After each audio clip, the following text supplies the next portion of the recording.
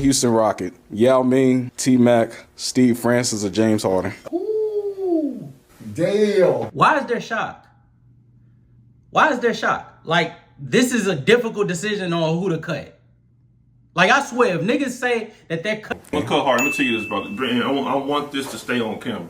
I understand Harden's the most skilled player all four of these guys. Respect. Uh-huh. I'm gonna tell you something, dog. I'm gonna cut Harden because of this, bro. Because we witnessed a choke job in front of our eyes, bro.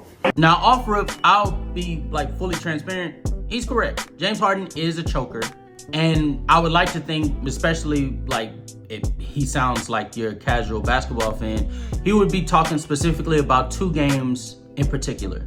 In Game 6 of the 2015 semifinals versus the Los Angeles Clippers, James Harden produced 23 points, 3 rebounds, 2 assists, a turnover, while shooting 25% from the field, 33% from the three-point line, and 100% from the free throw line. The gentleman could also be referencing his play in Game 6 versus the San Antonio Spurs in the 2017 semifinals, in which James Harden put up 10 points, 3 rebounds, 7 assists, while shooting 18% from the field, 22% from the three-point line, and 66.7% from the free throw line. Yikes. I have no problem with him considering James Harden a choker. However, especially compared to the 3 players that he's being compared to right now, he's not the only Rocket star to ever do that in NBA history. Before we continue on with this video, I just want to let you guys know, I don't know any of these people's names, and this person that we're looking at right now, I especially do not know. All I know is that he is bald and he has a cute baby. And so for the rest of this video, I will call him Bald Head Man with Cute Baby. James Harden. And the only reason why I'm cutting James Harden is because he went to the club before they even got to the press conference. Baldhead Man is paying more attention to an athlete's play off the court than his play on the court. As much as he has very, very embarrassing and stain on career level performances in the playoffs, when you widen the lens and you look at his production throughout the totality of that playoff run, it's not nearly as bad as it would lead on with just 1 or 2 games during that postseason run. Take 2015, for example. I've already mentioned to you what he did in Game 6 in the semifinals versus the Los Angeles Clippers. However, if you widen the lens, you will see that his play throughout the 2015 playoffs in totality was actually very, very impressive. For that entire postseason run, James Harden gave you 27, 6, and 8 on 44, 38, 92 splits. And for my stat nerds out there, he shot 62% true shooting. Mind you, at that time, league average true shooting in 2015 was 52.6, I believe. Hey man, I'm not gonna lie to you, because I watched all 4 of them growing up, and as much as I can't stand James Harden, I'm gonna cut the real answer. It's Steve Francis. Now, Steve Francis, I can rock with that answer. However, before I can tell you the full Steve Francis experience on the Houston Rockets, I have to first take you back to 1999. In the 1999 draft, the Vancouver Grizzlies selected Steve Francis with the 2nd overall pick, which in many other circumstances would be a privilege that any other bottom-feeding franchise would hope for. Yet for them, this turned out to be a nightmare, as Steve Francis publicly declared that he did not want to play for that organization. Afterwards, the Grizzlies traded him to the Houston Rockets, one of the few teams that had the actual assets to acquire him in the first place. Steve Francis' rookie season stats actually look impressive, giving you 18 points, 6.6 assists, 5.3 rebounds on 44.5 field goal percentage, 34.5 three-point percentage. However, this did not translate to the Rockets actually winning anything, as they went 34-48. And I feel it would be very disingenuous for me not to mention that Charles Barkley and Elijah Wan were just at the end of their careers by that point. However, what occurred in this rookie season, team success-wise, will continue to be a pattern throughout the entire tenure of Steve Francis in the Houston Rockets. And even with drafting Yao Ming in the 2002 NBA draft, they still were not at a point in which they needed to be for them to make the playoffs. That didn't come until a year later, after hiring a young Jeff Van Gundy. Once hiring Jeff Van Gundy, who's notorious for prioritizing defense, wanted to implement a structure for his team in which offense came second to defense And even on the offensive end, there has to be some structure into the shot diet in which your players are going to be taking shots. And that did not bode too well for the relationship between Jeff Van Gundy and Steve Francis, as Steve Francis often felt as if his play style or his abilities were being restrained due to Jeff Van Gundy not necessarily being that open-minded. And with that, for the 2004 season, it led to Steve Francis having one of his worst seasons up to that point. Unfortunately for Steve Francis, this ended up being the most successful the Houston Rockets had been since the 90s era. Winning 45 games, having the 5th best defense in the NBA, and actually making the playoffs in 2004. After this season, the Rockets sought a different direction and traded Francis along with a few other assets to Orlando to acquire Tracy McGrady. Y'all, I'm sorry. You know what I'm saying? I gotta cut you. You know what I'm saying? You was good, but you never could stay healthy. So I gotta cut you, man. I'm sorry. You a legend in my eyes, still a Houston legend, but I can't cut prime James Harden, man. Yo. I swear, Yao Ming is undoubtedly one of the most over-romanticized players I have ever witnessed in Rockets history. He only was able to be a part of 4 postseason runs for the Houston Rockets.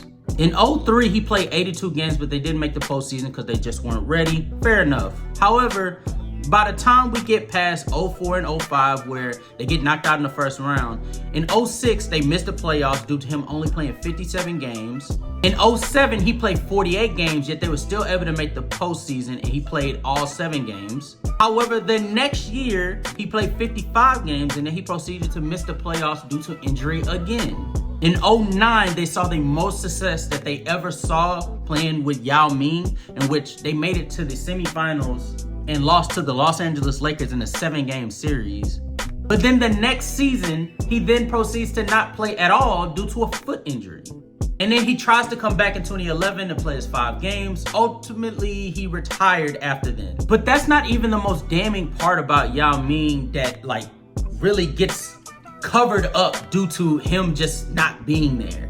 This idea that his career, if he played all of those games that he missed or whatnot, it would be a Hall of Fame career, is nonsense to me. If you compare Yao Ming's points, rebounds, assists with a player like DeMarcus Cousins, I find it hard to believe that you believe DeMarcus Cousins is a Hall of Fame level player. And him and Yao Ming's stats look very comparable.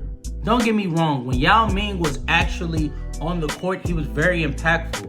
However, it takes more than that for you to be a Hall of Fame caliber player, bro. The criteria at some point has to be set, right? You know that he's my guy, but I gotta cut back.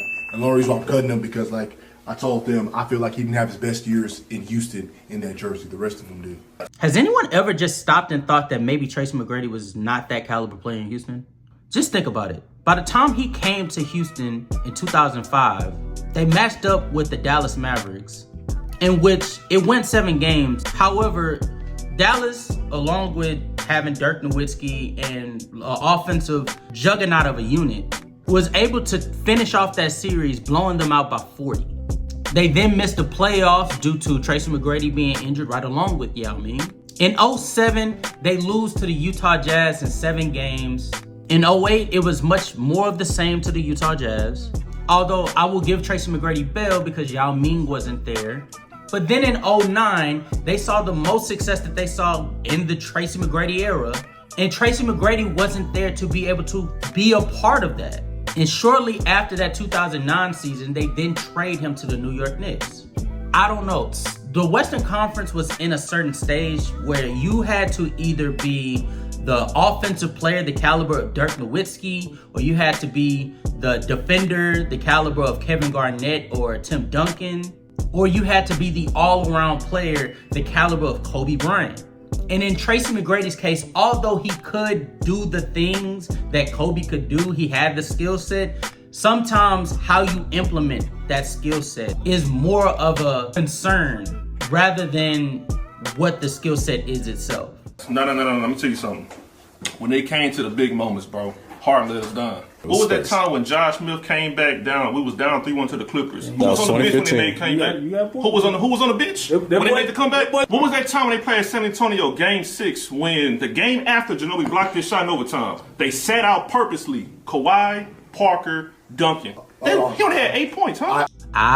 So he did use 2015 to 17. I just want to let y'all know, James Harden is a choker. I think I said that shit earlier this video. However, James Harden is not the only choker in Houston Rockets history. Player A had 18 points, 4 rebounds, 4 assists, shooting 33, 33, 83. Player B gave you 16, 9, and 5, 1 steal, 4 turnovers, shooting 33, 0, and 100. And player C scored 27 points, had 9 rebounds, shooting 37.5 and 100. Which one of these players would you consider is Tracy McGrady? If you guessed at 18 points, you would be correct. That game was Game 4 versus Utah in the 2007 first round. The 16-point game was Steve Francis in Game 5 versus the Los Angeles Lakers in 2004. And the 27 game was Yao Ming in Game 2 versus that same Utah team in 2007.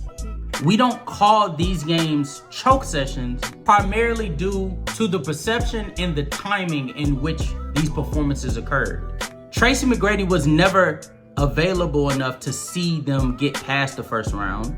Yao Ming, although being there in 2009 to be there for the second round appearance, retired shortly after, so he wasn't able to replicate that deep postseason appearance. And don't even get me started with Steve Francis. Steve Francis made it to the postseason that one time, and he got traded to Orlando and never made the postseason again. I will never have to take 5 seconds to think about who is greater between James Harden, Steve Francis, Yao Ming, and Tracy McGrady. The 3 players getting compared to James Harden didn't do it long enough, they weren't great enough, and they weren't consistent enough at the level that's required for you to even get compared to a player of James Harden's caliber in the first place. But hey, that's gonna do it for this video. Make sure to hit that like button, hit that subscribe button. Let me know if James Harden is underrated in your book in the comments below. And I'll see you guys later for the next video. Peace.